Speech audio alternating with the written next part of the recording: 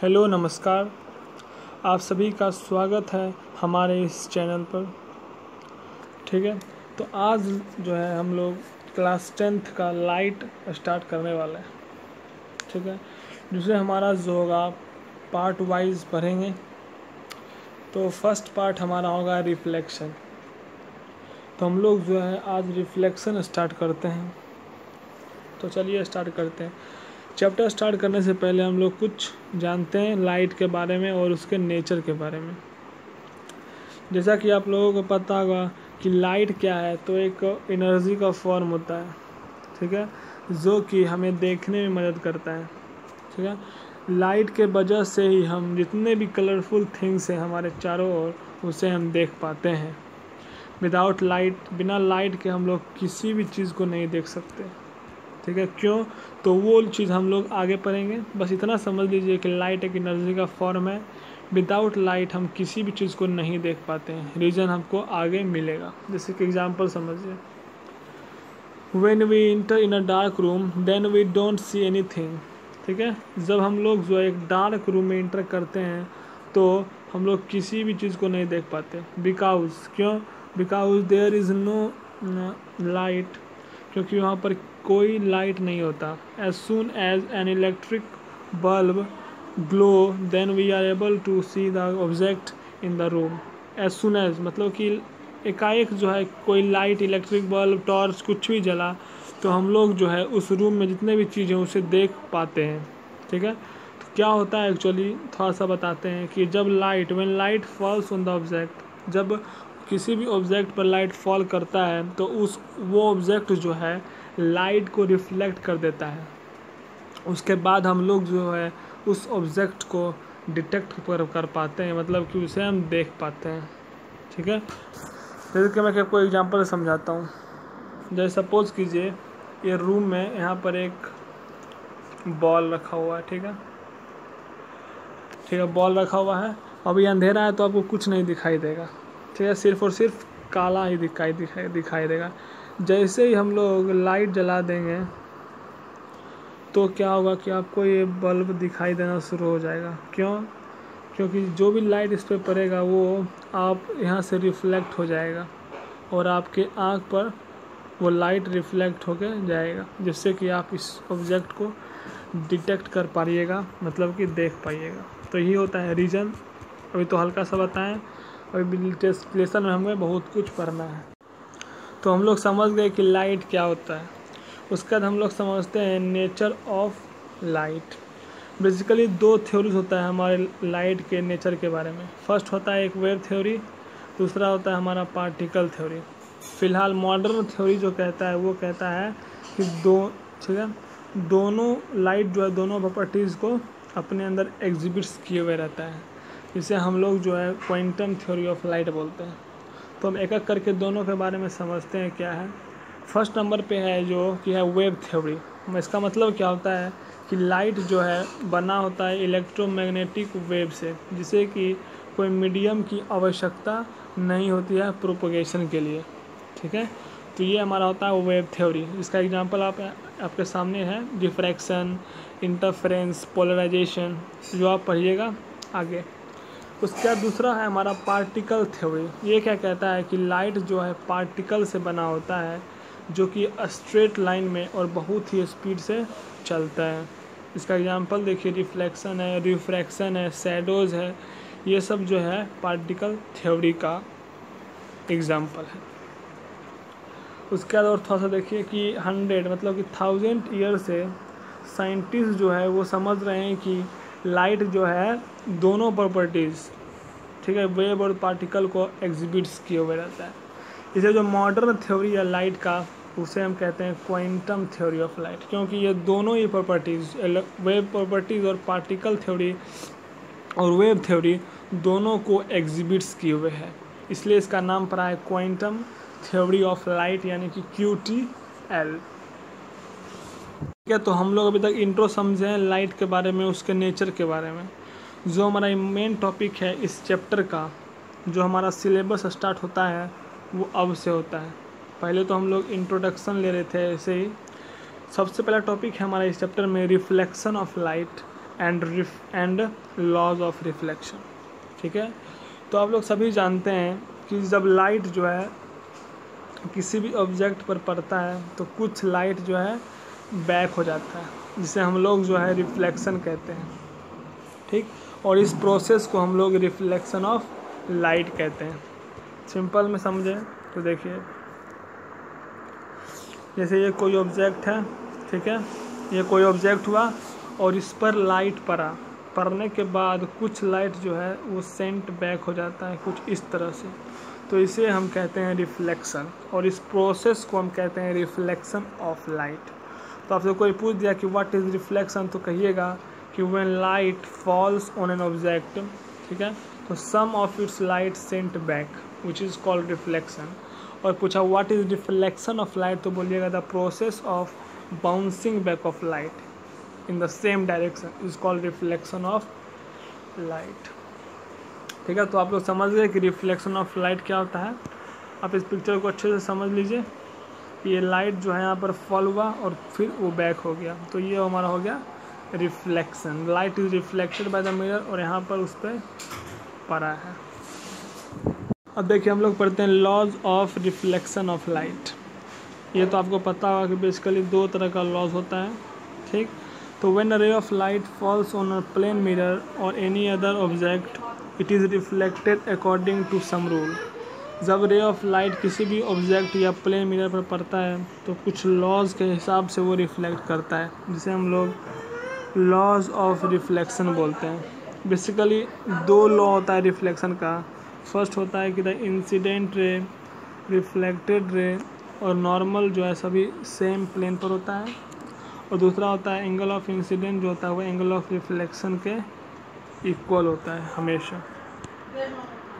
जैसे कि देखिए, जैसे हमारा प्लेन मिरर है, ठीक है, तो यहाँ से लाइट जो है फॉल मतलब कि पड़ा, ठीक, तो ये हमारा कहलाता है इंसिडेंट रे, और उसके बाद वो सेंट बैक हो गया तो इसे हम कहते हैं रिफ्लेक्टेड रे।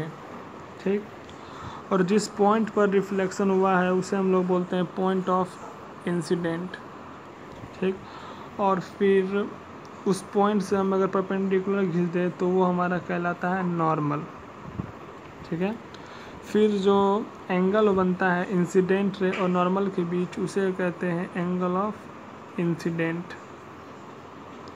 और फिर जो एंगल बनता है नॉर्मल और रिफ्लेक्टेड रे के बीच में उसे कहते हैं एंगल ऑफ रिफ्लेक्शन। तो हम लोगों ने डिफिनेशन में पढ़ लिया इंसिडेंट रे का, कि जो लाइट रे फॉल्स होता है सरफेस पर उसे कहते हैं इंसिडेंट रे, और जो लाइट रे रिफ्लेक्ट होता है यानी कि सेंट बैक होता है उसे कहते हैं रिफ्लेक्टेड रे, और जिस पॉइंट पर इंसिडेंट रे मतलब इंसिडेंट रे गिरता है उसे कहते हैं पॉइंट ऑफ इंसिडेंट। ठीक,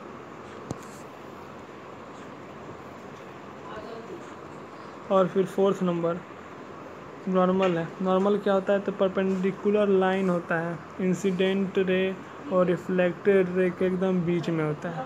ठीक है, सिंपल सा है, जो कि इंसिडेंट एंगल और रिफ्लेक्टेड एंगल बनाता है। फिर हमारा एंगल ऑफ इंसिडेंट मतलब कि इंसिडेंट रे और नॉर्मल के बीच का एंगल को हम कहते हैं एंगल ऑफ इंसिडेंट, जिसे हम लिखते हैं कुछ इस तरह से एंगल ऑफ आई। ठीक है, उसी प्रकार एंगल ऑफ रिफ्लेक्शन क्या होगा, तो रिफ्लेक्टेड रे और नॉर्मल के बीच का एंगल को एंगल ऑफ रिफ्लेक्शन कहेंगे। तो आप लोगों ने लॉज ऑफ रिफ्लेक्शन भी समझ लिया।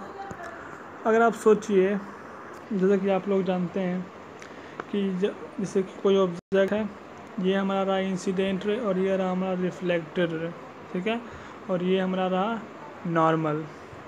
ठीक है, इतना तो पता है। अगर सपोज कीजिए ये हमारा ऑब्जेक्ट रहा और एकदम परपेंडिकुलर लाइट गिरा, तो बताइए कि हमारा इंसिडेंट रे कौन होगा, रिफ्लेक्टेड रे कौन होगा, एंगल ऑफ इंसिडेंट क्या होगा, एंगल ऑफ रिफ्लेक्शन क्या होगा। Just think and says.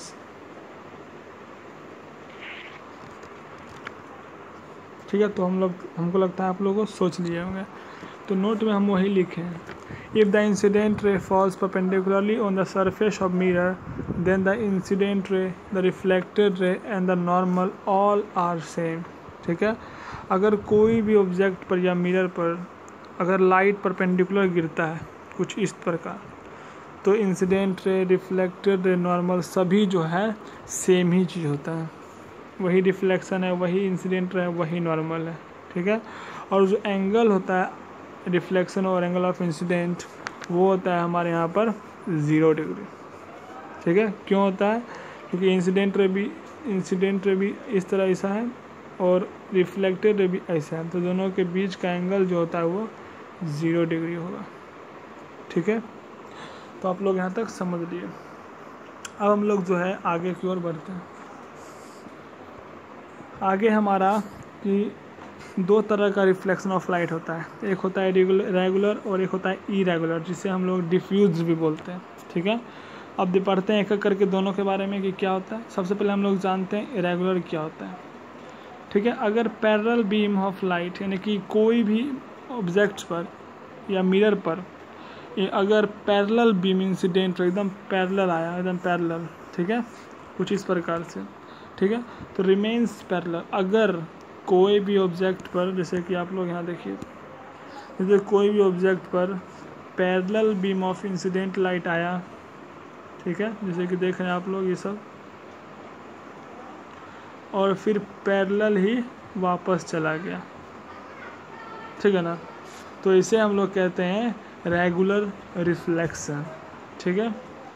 If a parallel beam of incident light remains parallel after reflection then it is to be regular reflection. मतलब क्या कि अगर पैरेलल बीम ऑफ लाइट आया कहीं से और वो रिफ्लेक्शन होने के बाद भी पैरेलल ही रहा, तो उसे हम लोग कहते हैं रेगुलर रिफ्लेक्शन, जैसे कि आपको हम यहाँ पर अभी समझाए थे, ठीक है, ठीक है। देखिए ये क्यों होता है, तो all the particles of a smooth surface, ये क्यों होता है, बेसिकली ये जो होता है रेगुलर रिफ्लेक्शन वो स्मूथ सरफेस पर होता है, पहला बात ये है।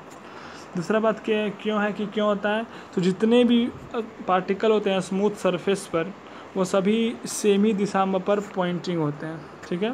इसीलिए जितना भी इंसिडेंट होता है, ठीक है, उसके लिए जो एंगल ऑफ इंसिडेंट होता है वो इक्वल होता है, इसीलिए जो एंगल ऑफ रिफ्लेक्शन भी इक्वल होगा सब के लिए। तो इसीलिए जो पैरेलल बीम ऑफ लाइट होता है गिरने के बाद भी पैरेलल रह जाता है, ठीक है। अगर पैरेलल बीम ऑफ लाइट गिरने के बाद अगर अनपैरेलल हो गया, यानी कि इधर उधर चला गया, जैसे कि आगे देखिए, यहाँ देखिए कि एक पैरेलल बीम ऑफ लाइट आएगा पैरेलल एकदम, लेकिन जब वो रिफ्लेक्ट करेगा तो कोई इधर जाएगा, कोई इधर जाएगा, कोई इधर, कोई इधर, ठीक है। तो ये सभी दिशा में इधर उधर हो जाएगा, मतलब चारों दिशा में जाएगा, तो इसे हम लोग कहते हैं डिफ्यूज रिफ्लेक्शन ऑफ लाइट या इरेगुलर रिफ्लेक्शन ऑफ लाइट। यह parallel beam of incident light doesn't remains parallel after reflection, ठीक है। तो पैरेलल बीम ऑफ लाइट जब गिरेगा किसी भी मिरर पर, ऑब्जेक्ट पर, तो वो रिफ्लेक्शन होने के बाद पैरेलल नहीं रहेगा, तो उसे हम लोग कहते हैं डिफ्यूज्ड रिफ्लेक्शन। ये क्यों होता है, तो बेसिकली ये जो होता है वो रफ सरफेस पर होता है, और रफ सरफेस पर जितना भी पॉइंट होता है सभी का डायरेक्शन अलग अलग होता है, इसीलिए एंगल ऑफ इंसिडेंट भी सभी का अलग होगा, तो एंगल ऑफ रिफ्लेक्शन भी सभी का अलग होगा, जिसके वजह से जब पैरेलल बीम ऑफ लाइट गिरता है, ठीक, तो वो रिफ्लेक्शन होने के बाद अनपैरेलल हो जाता है, इधर उधर चला जाता है। जैसा कि आप लोग इस इमेज से समझ गए कि पैरेलल क्या होता है और डिफ्यूज्ड रिफ्लेक्शन ऑफ लाइट क्या होता है, इरेगुलर रिफ्लेक्शन ऑफ लाइट क्या होता है। नोट में क्या है कि डिफ्यूज्ड रिफ्लेक्शन ऑफ लाइट जो है वो लॉज ऑफ रिफ्लेक्शन को फॉलो नहीं करता, ठीक है। तो डिफ्यूज रिफ्लेक्शन ऑफ लाइट जो है वो लॉज ऑफ रिफ्लेक्शन को फॉलो नहीं करता है, ठीक है। तो हम लोग आज जो है क्या क्या पढ़ लिए उसे एक बार हम समराइज़ कर लेते हैं, ठीक है। तो आप अच्छे से सुनिएगा। सबसे पहले हम लोग पढ़े थे आज लाइट के बारे में कि लाइट क्या होता है। तो लाइट जो एक एनर्जी का फॉर्म होता है जिससे कि हम लोग सभी चीज़ों को देख पाते हैं। विदाउट लाइट हम किसी भी चीज़ को नहीं देख पाते। अब क्यों नहीं देख पाते, तो रीज़न आपको हम बता रहे हैं। जब भी किसी भी ऑब्जेक्ट पर लाइट पड़ता है तो वहाँ से लाइट रिफ्लेक्ट होता है, रिफ्लेक्ट होने के बाद आपके आँख पर आता है, जिसके वजह से हम किसी भी ऑब्जेक्ट को देख पाते हैं। ठीक है, उसके बाद हम लोग पढ़े थे नेचर ऑफ लाइट। हम लोग बेसिकली दो नेचर पढ़े थे, एक वेव थ्योरी और एक पार्टिकल थ्योरी। वेव थ्योरी में पढ़े थे हम लोग कि लाइट जो है वो इलेक्ट्रोमैग्नेटिक वेव्स का बना हुआ है, जिसे कि कोई भी मीडियम नहीं चाहिए प्रोपोगेशन के लिए।